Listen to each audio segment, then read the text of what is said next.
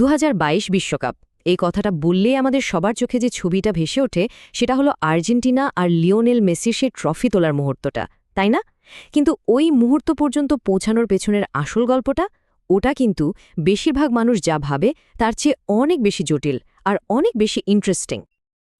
তো চলুন আজ এই রহস্যটাই ভেদ করা যাক।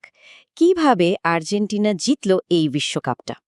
কোন কোন জিনিসগুলো আসলে কাজ করেছে তাদের জন্য? পুরো টুর্নামেন্টের গল্পটা তো আসলে একজনকে ঘিরেই লেখা হচ্ছিল, তাই না? লিওনেল মেসি, এক কিংবদন্তি যার শুধু এই একটা ট্রফি বাকি ছিল, আর পুরো বিশ্ব যেন তাকিয়েছিল তার সেই স্বপ্ন পূরণের সাক্ষী হতে। কিন্তু প্রশ্ন হল, এই বিশাল জয়টা কি শুধুই একজনের জাদুতে সম্ভব হয়েছিল? মেসির প্রতিভা তো প্রশ্নাতীত, কিন্তু সাফল্যের আসল উত্তরটা কিন্তু আরও গভীরে লুকিয়ে আছে। দি গার্ডিয়ানের এই কথাটা একটু খেয়াল করুন। নেদারল্যান্ডসের সাথে সেই রুদ্ধশ্বাস পেনাল্টি জেতার পর কি হয়েছিল মনে আছে? যখন সবাই গোল দেয়া খেলোয়াড়ের দিকে ছুটছে, মেসি কিন্তু দৌড় দিয়েছিলেন ঠিক উল্টো দিকে, সোজা তার গোলকিপারের কাছে। এই একটা দৃশ্যই কিন্তু অনেক কিছু বলে দেয়।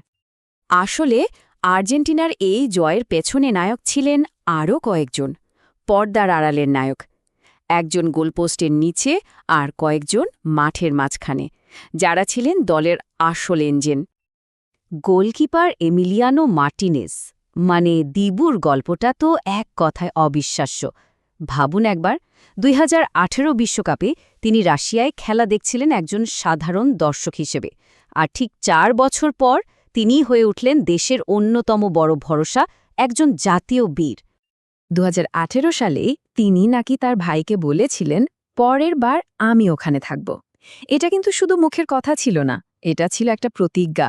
আর টুর্নামেন্টে তার সেই জেদ আর ব্যক্তিত্ব, সত্যি বলতে মেসির জাদুর মতোই দরকারি ছিল দলের জন্য। তো গোলপোস্টের নিচে যেমন ছিলেন মার্টিনেজ, তেমনি মাঠের মাঝখানে ছিল আর্জেন্টিনার আসল শক্তির জায়গা, তাদের ইঞ্জিন রুম, এমন একটা মিডফিল্ড যেটা পুরো দলটার মেরুদণ্ড হিসাবে কাজ করেছে। এই মিডফিল্ডের ইঞ্জিনটা চালাতো তিনজন: রদ্রিগো দে পল, যাকে বলা যায় দলের বডিগার্ড; এনজো ফার্নান্ডেস, যিনি পেছন থেকে খেলাটা নিয়ন্ত্রণ করতেন; আর অ্যালেক্সিস ম্যাকঅ্যালিস্টার, যিনি বক্স টু বক্স দৌড়ে পুরো মাঠটা কভার করতেন। এই তিনজন মিলে এমন একটা ভারসাম্য তৈরি করেছিল যা ভাঙা ছিল প্রায় অসম্ভব।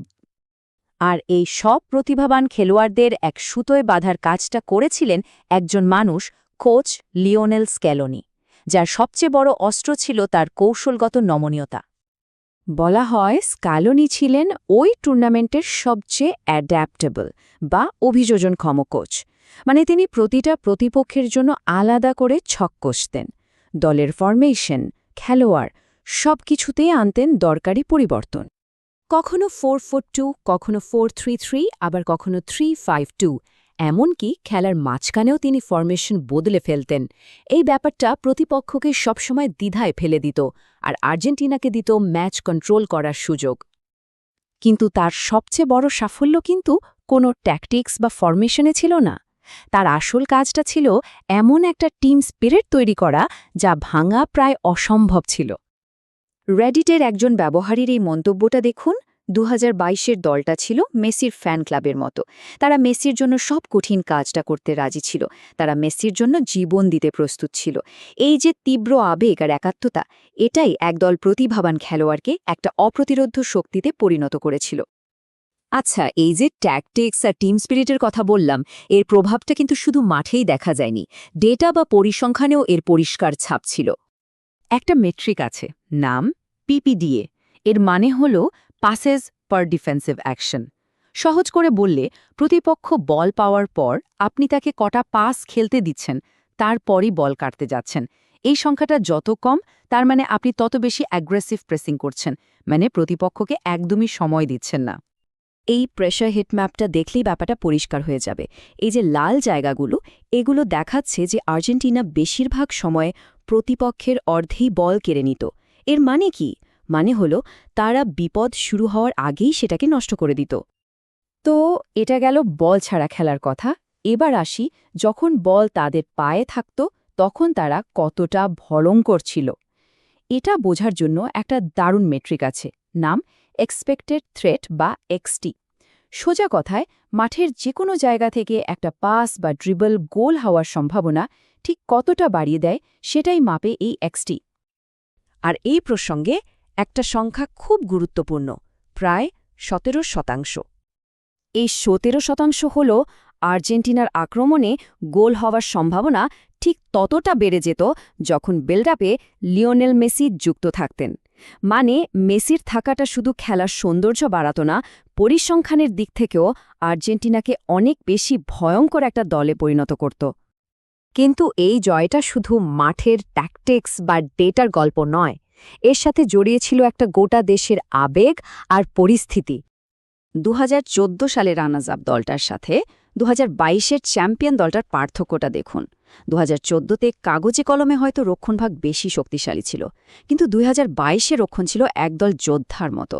মিডফিল্ডে তারকা নির্ভরতার চেয়ে কমান্ডবদ্ধ খেলাটা বেশি ছিল। আর সবচেয়ে বড় পার্থক্যটা ছিল কেমিস্ট্রিতে। 2014-তে খেলোয়াড়রা ছিল মেসির সহকর্মী, আর 2022-এ তারা ছিল মেসির ভক্ত, মেসির জন্য খেলতে নামা একদল সৈনিক। আর এই সংখ্যাটা 99%। এটা ছিল 2022 সালে আর্জেন্টিনার আনুমানিক বার্ষিক মুদ্রাস্ফীতির হার। ভাবুন, একটা দেশ যখন এমন মারাত্মক অর্থনৈতিক সংকটের মধ্যে দিয়ে যাচ্ছে, তখন এই ফুটবল বিশ্বকাপ জয়টা তাদের জন্য কতটা বড় একটা মুক্তির কারণ হতে পারে। এটা শুধু একটা খেলা ছিল না, ছিল একটা গোটা জাতির জন্য স্বস্তির নিঃশ্বাস। তাহলে শেষ প্রশ্নটা হলো, আর্জেন্টিনার এই জয়টা কি ছিল একটা ট্যাকটিক্যাল মাস্টার ক্লাস, নাকি একটা দেশের আবেগ আর হৃদয় দিয়ে খেলা একটা দলের জয়? আসলে উত্তরটা হয়তো দুটোই। এটা ছিল কৌশল আর আবেগের এক নিখুঁত মিশ্রণ, যা কোটি কোটি মানুষের জন্য একটা অবিস্মরণীয় মুহূর্ত তৈরি করেছিল।